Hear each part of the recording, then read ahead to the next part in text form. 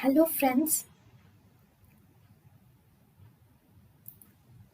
welcome to Creative Medicine.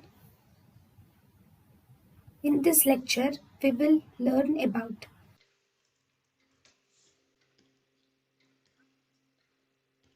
Now, scleroderma diagnosis, right? Diagnosis of scleroderma.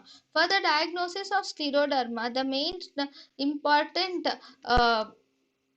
test is manometry. On the manometry, you will have differential uh, manometry for the proximal esophagus and the distal esophagus, because only in distal esophagus you will see smooth muscle atrophy in the scleroderma, whereas proximal esophagus is completely normal. So as a result, in the manometry, if you see in the manometry, the normal peristalsis is seen in the proximal esophagus, and there is absent peristalsis is seen in distal smooth muscle portion. So now lower esophageal sphincter, if you see, the lower esophageal sphincter pressure is decreased, and that is the reason for regurgitation or gastroesophageal reflux disease, which is associated with scleroderma, and sphincter relaxation is completely normal in manometry.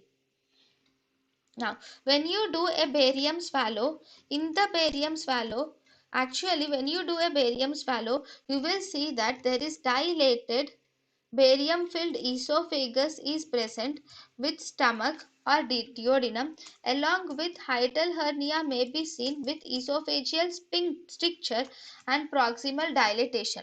Number one, there are two types. Okay, one, there is dilated esophagus is seen, and also stomach and duodenum. Along with that, dilated proximal part with a distal stricture is seen, and a hiatus hernia is also seen. So these two different presentations may be seen on the barium swallow of uh, scleroderma.